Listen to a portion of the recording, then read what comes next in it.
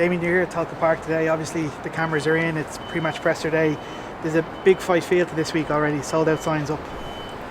Yeah, it's back to the Dublin derbies, I guess. No matter how much I try and the staff try to create that Dublin derby edge and emotion for when we play Dundalk or UCD or Galway or Derry, till the day I die I'll never probably be able to recreate it.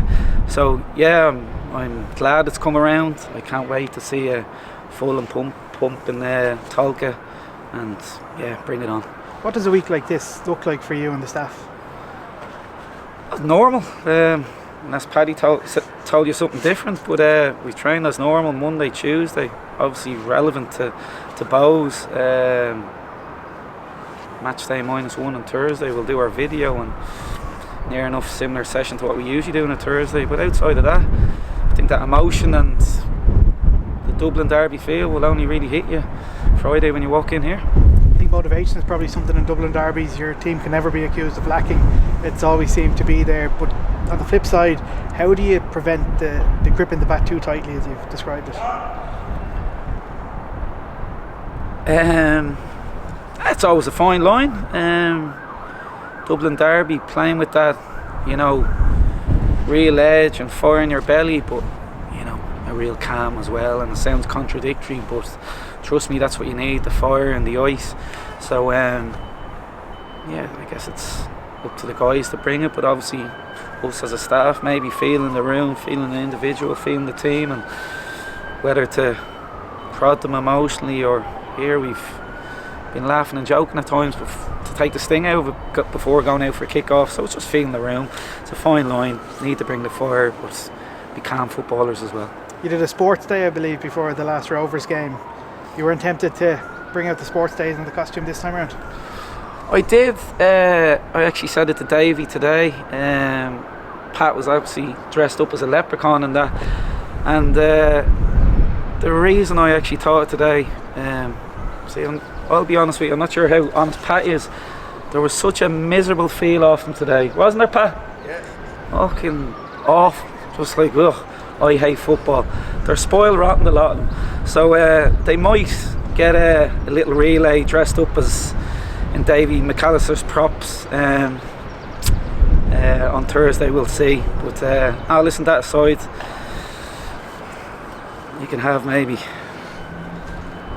a scruffy session at times. Not that it was overly scruffy, but the wind, dry Astro, oof, sometimes they can be a bit of a chore.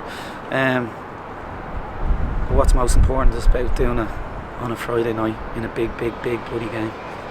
What would be the message to players throughout the week? Will it be that kind of mix of fire and ice in the veins before Friday? Yeah, I guess we'll really go specific on it on Thursday. Again, it's just a normal week. Speak about the emotion of the game before a meeting and then just show them footage. Recent footage, obviously, since Alan Reynolds has took over, and obviously the footage of when we played there a few weeks back. We know they're going to run hard. They've got a manager who knows the league inside out, knows it better than me. A guy that you hear a lot, players love him. So they're going to be an energetic, emotional team. We need to match that with fire, and when needed, like I said, bring that real calm and quality that we have in abundance. It's hard to believe Alan Reynolds was at this club only 3 years ago. It's a completely different club than the one he left. What's been kind of the most satisfying part of your journey over the last 2 and a bit years? What have you enjoyed the most? I don't know, just like coming in every day. I think you're going to put the snippet of Pat. I like Pat's laugh. Pat's laugh cheers me up.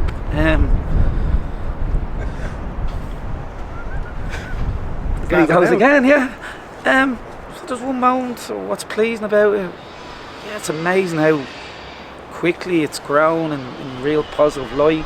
Listen, it's not really for me to comment. It's you guys own this club, you here an awful lot longer than me. You've seen it, feel it. So I'm effectively just a blow in, but I do feel that the upward trajectory that it's on is grown and incredibly quick. And but as for what's the most pleasing thing, yeah, we're intense guys, and I spoke about standards at the weekend, but it's bloody fun. We have have an amazing laugh, believe it or not. Does anything get close to the Bohs playing? I enjoy this more. I've said that openly. Playing football for me is a bygone era. The only bit I miss about it is probably the focus of it, 24/7 focus, and also feeling fit and mobile and being able to kick a ball, which I can't really do anymore. But outside of that, this has been far more enjoyable. Being involved with Shells, amazing staff, amazing group of guys. Here, a lot of heartache along the way and shouting and screaming, but like I said, it's been fun. So as for football, don't miss it at all. Nights like Friday night, a sold out Talca, that must be something that the fans will really relish. Do you take kind of pride in the rebuild job? Obviously what you've done on the pitch is amazing, but the club you've kind of helped build off the pitch is night and day from what it was 3 years ago. I think it is. I said I'm just a blow-in. Well, I know it is a different club. I just take great pride, I guess, in just the togetherness that we've all created and the feel good, and everybody loves seeing each other, I think, Darren, players and staff, and it's just a feel good vibe, emotion around the club. And how do we keep it here? Obviously winning games, and how do you win games? Like I said at the weekend, it's just by working hard, having high bloody standards on and off the pitch. I think at times people hate me in the club for having high standards. For a question, maybe a player would say he hates me, maybe somebody upstairs, and I'm going, can we get this? So I'd say a lot of people in the club probably hate me as well. Oh, what's he want now? But I'm not going to change. So no, we'll just keep going, keep the good vibes, and try to keep winning games. Is there a real success story after round one? Not just being top of the table, but managing to strengthen the team while losing Harry Wood, while losing Jack Moylan? Strengthen, yeah, it's a different team now, and it's up to us. I said it since this first day of pre-season, finding the right ingredients and how it's going to work, whether it be formations, how we press, everything. So we have drastically changed again, you'd say, in 3-4 months if you look at us closely, and it's been good. It's amazing learning for us as coaches. Okay, how do we do this? How do we feel the best 11 on a Friday night? So it's been brilliant. And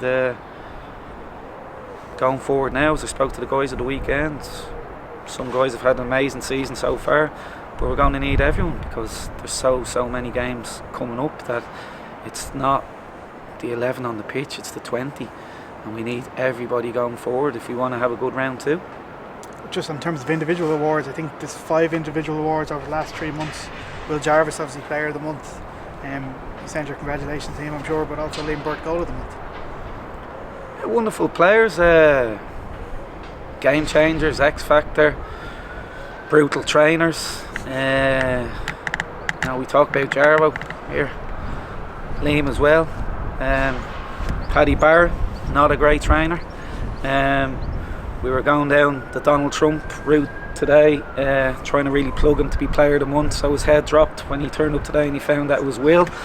We were going into media overdrive trying to win it for him. So yeah, they're winning an awful lot of awards. Came in the top 3.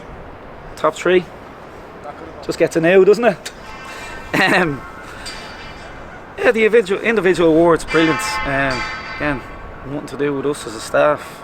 Paddy being in there, being a brilliant defender, I've openly said it, in this league, around the world, even Cambodia and America. And yeah, Liam, Jarvis, Coiler, hats off them. Brilliant guys, brilliant players in their own right. So fantastic. A couple of quick fire questions in on Instagram. Dirty Gutters asks, what's your go-to karaoke song?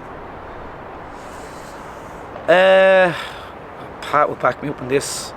I've started just grabbing the mic on all our team nights out, and I sing "Show Me the Way to Go Home." You know it? But I sing it backwards. It's impressive. It's what? It's impressive. Well, you're drunk at the time. Yeah, I sing "Show Me the Way to Go Home" backwards. Will we ever get a rendition of that? If we win something. Any updates on Mark Coyle and Sean Gannon?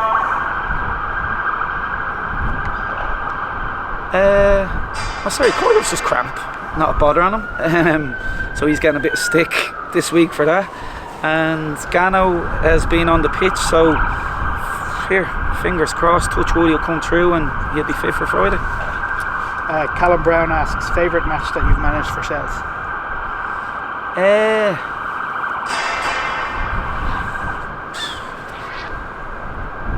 I don't know. Just because it's probably fresh in my mind, but I'm just copying Joe. I think his team talked the other night. Joe took the huddle. I think he said one of his best memories in football was the 4-2 game in Weavers Park there 3-4 months ago. I'll jump off the back of that, but I'll go with that. It was a proud moment. You always kind of knew there was a feeling in the air. Fourth, we celebrated. Yeah, we were celebrating fourth. We always had that feeling as well that it might get you into Europe, obviously.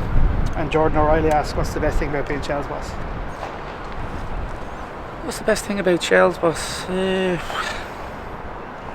First and foremost, Tolka would be my favourite ground. I've said that since day one. Sounds like I'm licking arse here, but it goes back to me Brian Kerr days, my underage. I remember doing a trick up there, copied it off Ryan Giggs, but that's for another day. It came off at work. So I have good memories here as a kid. And then a B International, me and Robbie, I think there was 10,000 people here. I think they came to watch us, but we were brutal. We lost against Northern Ireland. So that's Tolka Park. And then Shells, in the good times and in the bad times, bad results, good results, I just loved it. It just feels right, and when something feels right, you don't want to go anywhere, you just stay and keep working and keep having fun. Sean Bean doesn't ask a question, but he just says sign Liam Burt permanently. Sounds very bossy, doesn't he? Sign Liam Burt, listen, that's for conversations at the end of the year, but for as long as I'm here with Shelbourne, I'd love Liam to stay. To have him for the whole year is an absolute bonus. It's obviously not great that you can't play in the Rovers game, which was always going to be expected, but Liam's been brilliant. It's a pleasure to have him. So we'll speak again at the end of the season. Thanks, Damien. Cheers, Darren.